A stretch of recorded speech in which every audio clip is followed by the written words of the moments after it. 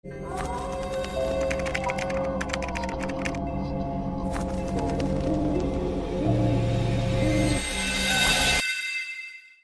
လုံးပဲမင်္ဂလာပါရှင် Scary Tale Movie Channel ကနေပရိသတ်တွေအားလုံးကိုပြန်လည်ကြိုဆိုလိုက်ပါတယ်ဒီကနေ့မှာအချစ်ကြီးလုံးနဲ့ကောင်မလေးတယောက်ရဲ့အကြောင်းလေးကိုပြောပြပေးချင်ပါတယ်အဲ့ဒီအချစ်ကြောင့်သူပျော်ရွှင်ရမလား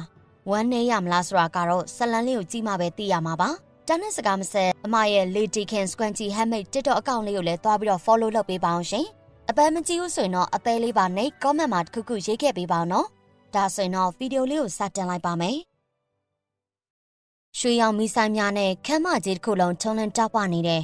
အောက်ဘက်ကလှည့်ပတ်နေတဲ့ပုံရိပ်တွေပေါ်မှာနှူးညံ့ပြီးတစ်ဖြက်ဖြက်လင်းနေတဲ့အလင်းရောင်တွေကြားရောက်နေတယ်။သူတို့နှစ်ယောက်ကိုမြင်လိုက်ရတဲ့အချိန်မှာကျမအသက်ရှူတော့မှားသွားခဲ့တယ်။ Bell သူ့ရဲ့ဝတ်စုံကစီးဆင်းနေတဲ့အဝါရောင်ပင်လယ်ကြီးလိုပဲပြီးတော့သူတစ်ချိန်ကကျမချစ်ခဲ့တဲ့တတဝါကြီးလေ။သူတို့နှစ်ယောက်တူတူလှည့်ပတ်နေကြတယ်။သူတို့ရဲ့လှုပ်ရှားမှုတွေကယုံကြည်မှုချစ်ခင်မှုတွေကိုဖော်ပြနေတဲ့ပုံစံနဲ့တသားတည်းကြနေတယ်။ကျမရဲ့ရင်ဘတ်တွေတင်းကျပ်လာတယ်။သူဘလို့လှုပ်ရဲတာလဲ။သူတို့နှစ်ယောက်ကဘလို့တောင်လှုပ်ရဲတာလဲ။ကျမကိုယ်တိုင်ဖန်တီးထားတဲ့အရေးတွေထဲမှာပုံပြီးတော့ရက်တရက်ပတ်ပေါင်းများစွာသူ့ကိုစောင့်ကြည့်နေခဲ့တယ်။သူတစ်ချိန်ကကျမကိုဂရုစိုက်ခဲ့တယ်လို့မျိုးသူမကိုဂရုစိုက်နေတောင်မြင်ရတာသူ့ရဲ့သားရဲ့မျက်နှာကသူမရဲ့အကြည့်ကြောင့်နူးညံ့သွားတာကိုမြင်ရတာကအယမ်းကိုခံစားရတယ်။ကျမကသူ့ရဲ့အချစ်ဦးပါမုံတိုင်းတွေမီးတွေကြားတယ်သူ့ပေးမှရက်တီပေးမဲ့သူပါဒါပေမဲ့အဲ့ဓာတွေကအရှင်ရပါသူ့နှလုံးသားကျမတစ္ဆာဖောက်ခဲ့ပြီတစ်ချိန်ကကျမအရှင်ကိုလှပခဲ့တာပေါ့ကျမရှိနေုံနဲ့အခန်းတစ်ခုလုံးတိတ်ဆိတ်သွားလောက်ထိလှပနေခဲ့တာသူကျမကိုအရင်ချစ်မြတ်နိုးခဲ့တယ်သူ့ရဲ့ကြီးကန်းရောင်ဆောင်စပင်ရှိတဲ့စုံမလေးကောလာဟာလာတွေနဲ့ဆွဆွဲချက်တွေကြားကနေမင်းသားတစ်ပေါက်ချစ်ရဲတဲ့အမျိုးသမီးကျမသူ့ကိုမှော်နဲ့ဖန်ဆာထားတာလို့လူတွေကပြောကြတယ်သူ့လိုယာတူကြီးရဲ့ယောက်ျားတစ်ယောက်ကိုမကောင်းတဲ့ဆေးရည်တစ်ခုခုမပါပဲစုံမတစ်ယောက်ကိုအမှန်တကယ်ချစ်နိုင်မှာမဟုတ်ဘူးလို့လည်းပြောကြတယ်။သူမိသားစုကလည်းအဲ့ဒီလူတွေပြောတာကိုယုံကြည်ခဲ့ကြတယ်။စုံမတွေကိုဘာလို့တလောက်မုန်းတီးနေကြလဲဆိုတာကျမနားမလဲဘူး။စုံမတစ်ယောက်ဖြစ်မွေးဖွားလာတာကရာဇဝတ်မှုလား။ဘရင်ကြီးကပြောတယ်။ဖြတ်လိုက်မဟုတ်ရင်မင်းရဲ့တရဖို့မင်းရဲ့နိုင်ငံမင်းရဲ့နာမည်ကိုဆုံးရှုံးရလိမ့်မယ်ကွာ။သူလည်းနာခံခဲ့တာပဲဒါအကောင်းဆုံးပါပဲလို့သူကကျမပြောခဲ့တယ်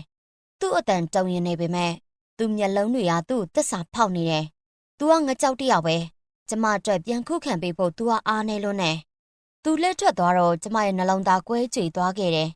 ကျမလုံးဝလက်မခံနဲ့ရက်ဆက်တဲ့ကဘာကြီးထဲမှာကျမကိုထားရခဲ့တယ်ကျမရဲ့ဝမ်းနဲ့ပူဆွေးမှုတွေနဲ့သူ့ကိုကျိန်စာတိုက်လိုက်တယ်ကျမကသူ့ရဲ့ရုပ်ချောတဲ့မျက်နှာကိုသားရဲတကောင်ရဲ့ယွန်ရှာဖွေမျက်နှာဖြစ်ပြောင်းလဲပစ်လိုက်တယ်။သူ့ရဲ့တန်မာတဲ့လက်တွေကိုလက်သေးတွေဖြစ်ပြောင်းလိုက်တယ်။သူ့ရဲ့တိုက်ကမြူခိုးတွေအရှိတ်တွေနဲ့ဖုံးလွှမ်းနေတဲ့အကျဉ်းထောင်တစ်ခုဖြစ်လာတယ်။သူကျမစီမှာခြံထားခဲ့တဲ့ပလာကျင်းမိုးကသူ့ရဲတိုက်မှာထိန်ဟပ်နေတယ်။ပြီးတော့နှင်းစီပန်း။အိုးနှင်းစီပန်း။စစ်မှန်တဲ့ချစ်ချင်းရဲ့တင်ကေတာနောက်ဆုံးပွင့်ဖက်ကျွေးသွားတဲ့ချိန်ကျမတစ်ချိန်ကသူ့ကိုချစ်ခဲ့တယ်လို့မျိုးတစုံတစ်ယောက်ကသူ့ကိုမချစ်နိုင်တဲ့၍သူကထာဝရသားရဲတကောင်ဖြစ်ကြံရှိသွားရတော့မယ်။ဒါပေမဲ့ကျမကကျိန်စာကိုမျောလင်းချက်မရှိပဲထားခဲ့တာမဟုတ်ပါဘူး။သူကျမစီကိုပြန်လာပြီးအဲ့ဒီသားရဲကတူးထောက်ပြီးကျမရဲ့ခွင့်လွှတ်မှုကိုတောင်းပန်မယ်လို့သူ့ကိုကယ်တင်ဖို့ကျမအချစ်ကိုပြန်တောင်းပန်မယ်လို့ကျမထင်ခဲ့တာပါ။ဒါပေမဲ့သူမလုပ်ခဲ့ဘူး။သူကနှစ်ပေါင်းများစွာသူ့ခန်းထဲမှာပုန်းနေခဲ့တယ်။ဘယ်တော့မှပြန်ထွက်မလာခဲ့ဘူး။သူ့ကိုငကြောက်လို့ကျမခေါ်တာမမှားပါဘူးလေ။ကျမကတော့သူ့ကျိန်စာကြောင့်သူ့နိုင်ငံပျက်စီးသွားတာကိုထိုင်ကြည့်နေခဲ့လိုက်တယ်။သူမိဘတွေလည်းဝမ်းနဲ့ပူဆွေးမှုတွေနဲ့တိတ်ဆုံးသွားခဲ့ကြတယ်။တစ်ချိန်ကစီကားခဲ့တဲ့သူတို့နိုင်ငံကပြာပုံအဖြစ်ပြောင်းလဲသွားခဲ့တယ်။ရဲတိုက်အစိတ်ခံတွေသစ္စာရှိတဲ့လူမိုက်တွေကသူတို့သခင်နဲ့တူတူဝေဒနာခံစားဖို့အတွက်ကျိန်စာသင်ခံထားရတဲ့ပစ္စည်းတွေထက်မပိုတော့ဘူး။ဒါကတရားမျှတမှုလို့ကျမထင်ခဲ့တယ်။အဲ့ဒီနောက်သူမရောက်လာတယ်။ Bellတောက်ပတဲ့မျက်လုံးတွေနဲ့ကျင်နာတက်တဲ့နှလုံးသားရှိတဲ့ချုံမြိန်ပြီးအပြစ်ကင်းစင်တဲ့ Bell သူမကအဲ့ဒီကျိန်စာတင်ရဲတိုက်ထဲကိုလမ်းလျှောက်ဝင်သွားတယ်။သားရဲကြီးရဲ့ပတ်လည်မှာကျမတီဆောက်ခဲ့တဲ့နေရံတွေကိုတနည်းနည်းနဲ့ပြန်ဖြိုဖျက်ပစ်ဖို့စတင်ခဲ့တယ်။သူကတစ်ချိန်ကကျမကိုကြည့်ခဲ့တဲ့ပုံစံတိုင်းသူမကိုကြည့်နေတယ်။အဲ့ဒါကဘယ်ဓာတ်ထက်မဆိုပိုပြီးနာကျင်စေတယ်။ကျမအဲ့ဒါကိုရပ်တန့်ဖို့ကြိုးစားခဲ့တယ်။ ကျမဘဲလ်စီကိုအိမ်မက်ဆိုးတွေပို့ခဲ့တယ်။တာရဲ့ကြီးကသူ့မောက်တကူလုံးဝါမျိုးပြစ်လိုက်တဲ့အိမ်မက်ဆိုးတွေကျမနှင်းစီဥယျင်ကိုသူမရဲ့နှူးညံ့တဲ့အသားရည်ကိုဆွဲဖြဲတဲ့စူးတွေနဲ့ရှုပ်ထွေးတဲ့လမ်းကြောင်းဖြစ်ပြောင်းပစ်ခဲ့တယ်။သူမရဲ့မှန်ထဲမှာထင်အောင်ထင်မှားပုံတွေဖြစ်အောင်ဖန်တီးခဲ့တယ်။သူမရဲ့သေးလူမျိုးပါဖခင်က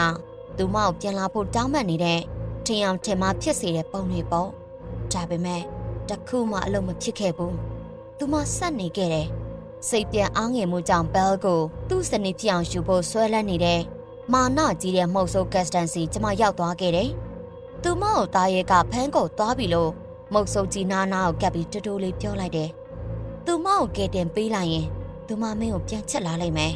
။မုတ်ဆိုးကြီးကကျမပြောတာယုံကြည်ဖို့အလွန်အမင်းကိုစိတ်အားထက်သန်နေခဲ့တယ်။သူ့ပေးမှာလူမိုက်တက်နေတူရဲတိုက်ကိုဝင်တိုက်ခဲ့တယ်။တိုက်ပွဲကရက်ဆက်ပြီးပြင်းထန်တယ်။ကျမကအရေးထဲမှာပဲနေကြံခဲ့တယ်။နောက်ပြီးကက်စတန်ကတာရဲကြီးရဲ့ရက်မက်ထဲကိုဓာတ်နဲ့ထိုးသွင်းလိုက်တဲ့အချိန်မှာကျမရဲ့နှလုံးသားကအသေးအံခုန်နေတယ်။သူလဲကျသွားတယ်။အေးဆက်တဲ့ကြမ်းပြင်ပေါ်ကိုသူလဲကျသွားတယ်။သူအသက်ရှူတန်တွေတိမ်ဝင်သွားပြီးသူပပတ်လေမှာသွေးတွေစုပုံပြီးသွေးအိုင်ဖြစ်လာတယ်။တခဏတော့ကျမအောင်ပွဲခံနေတဲ့တယ်လို့ခံစားလိုက်ရတယ်။ကျမဖန်တီးခဲ့တဲ့မိစ္ဆာတကောင်ဖြစ်ချစ်သူမဲ့ပြီးအထီးကျန်စွာနဲ့သူသေဆုံးသွားရတော့မယ်။ဒါပေမဲ့အဲ့ဒီချိန်မှာကျမစိတ်အတွင်းထဲကတခုခုကပြက်စီးသွားတယ်။တစ်ချိန်ကသူကလည်းကျမရဲ့ချစ်သူပဲ။ကျမချစ်ရတဲ့သူကျမရဲ့မင်းသားသူ့မသိစေချင်ဘူးဒီလိုမျိုးကြီးတော့မသိစေချင်ဘူးလေကျမရှေ့တိုးသွားပြီးသူ့ကိုနမ်းလိုက်တယ်ကျိန်စာပြတ်သွားပြီးသူ့အသက်ကိုကယ်တင်လို့ရမလားဆိုရယ်မျှော်လင့်ချက်လေးနဲ့ကျမစီပြန်လာခဲ့ပါကျမကအတန်တုံတုံရင်ရင်နဲ့တောင်းပန်လိုက်တယ်ကျမရှင့်ကိုခွင့်လွှတ်ပါတယ်ကျမရှင့်ကိုကယ်တင်မှမယ်ကျမတို့ဆုံးရှုံးခဲ့ရတဲ့အရာကိုပြန်ရနိုင်ပါသေးတယ်ဟောသူ့မျက်လုံးတွေပွင့်လာတယ်ဒါပေမဲ့သူ့မျက်လုံးတွေကဝေဝါးပြီးမတည်ငြိမ်ဘူးဘဲလ်သူတိုးတိုးလေးပြောလိုက်တယ်ကျမရဲ့နှလုံးသားအေးဆက်သွားပြီးတော့ဘဲလ်ပေါ်လာတယ်တားရဲကြီးကိုကျမလက်ထဲကနေဆွဲယူသွားတယ်သူမကတားရဲကြီးရဲ့ကောင်းကိုသူမရဲ့ပေါင်ပေါ်မှာပွေ့ချပြီးနှမ်းလိုက်တယ်သူမရဲ့ချစ်ကဖြူစင်ပြီးမယိမ့်ရိုင်ဘူးအဲ့ဒီချိန်မှာနင်းစီပဲနောက်ဆုံးပွင့်ချက်လေးကျွေကျသွားတယ်ဒါပေမဲ့တားရဲကြီးရဲ့ကံကြမ္မာကိုအဆုံးဖြတ်ပေးမဲ့အစားရွှေရောင်အလင်းတန်းတစ်ခုထပ်ပေါ်လာတယ်။ကျမထိတ်လန့်တုန်လှုပ်စွာနဲ့ကြည့်နေခဲ့တယ်။သူ့ရဲ့မိစ္ဆာပုံစံကပျောက်ကွယ်သွားပြီးကျမတစ်ချိန်ကသိခဲ့တဲ့မင်းသားပုံစံပြန်ဖြစ်သွားခဲ့တယ်။သူကလူသားတစ်ယောက်ပြန်ဖြစ်သွားပြီးလှပတယ်ပြည့်စုံသွားတယ်။ပြီးတော့သူအဲ့လိုပြန်ဖြစ်သွားတာကျမကြောင့်မဟုတ်ဘူး။အဲ့ဒီချိန်မှာတောသားစိတ်ကကျမကိုလွှမ်းမိုးသွားတယ်။ပြီးတော့ကျမရဲ့ဒုတ်ကိုမြောက်ကန်လိုက်ပြီးကျမသူ့ကိုချိန်စာတိုက်ခဲ့တယ်လို့ဘဲလ်ကိုလည်းချိန်စာတိုက်ဖို့လှုပ်လိုက်တယ်။ကျမသူ့ကိုမရနိုင်ရင်ဘဲလ်လည်းသူ့ကိုမရစေရဘူးလေ။ကျမတရားပါရဲ့နော်။ဒါပေမဲ့ကျမနှက်ခမ်းကနေမှန်တန်ထွက်သွားတော့သူမကပေးဖက်ကိုဖယ်ပေးလိုက်တယ်။ချိန်စာကသူမနောက်ကနှင်းစီပန်းကိုဖုံးအုပ်ထားတဲ့ဖန်သားပြင်ကိုသွားထိတယ်။အဲ့ဒီဖန်သားပြင်ကကွဲကြေသွားတယ်။ကျမဘာမှပြန်မလုံနိုင်ခင်မှာပဲမော်ပညာကပြန်ကန်ထွက်လာပြီးတန်ကြိုးတွေလိုကျမကိုရစ်ပတ်သွားတယ်။ကျမရဲ့အသားတွေတွန့်လိန်ကောက်ပေးသွားတယ်။ကျမရဲ့ရောင်မြန်ပုံရိပ်ကယွန့်စရာတစ်ခုဖြစ်ပြောင်းလဲသွားတယ်။ကျမရဲ့ခေါင်းကနေဥကြိုတွေပေါက်လာတယ်။ကျမရဲ့လက်တွေကလည်းလက်သေးတွေဖြစ်သွားတယ်။ကျမရဲ့မျက်နှာကမိစ္ဆာတကောင်ရဲ့မျက်နှာဖြစ်သွားပြီ။သူတို့ကကျမကိုပျက်စီးနေတဲ့ရဲတိုက်ထဲမှာတယောက်တည်းထားခဲ့ကြတယ်။သူကနောက်ကိုယ်တော့လှည့်မကြည့်ဘူး။သူမကလည်းနည်းနည်းတော့မတုံလောက်ဘူး။အခုတော့တီယိုရွေးနေတဲ့ခန်းမထဲမှာ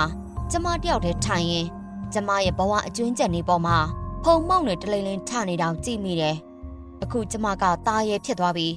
ကျမကိုယ်တိုင်ဖန်တီးခဲ့တဲ့ကျင်းအောင်ထဲမှာပိတ်မိနေပြီးသူတို့ကတော့သူတို့ရဲ့ပျော်ရွှင်စရာအဆုံးသတ်ကိုရသွားကြပေမဲ့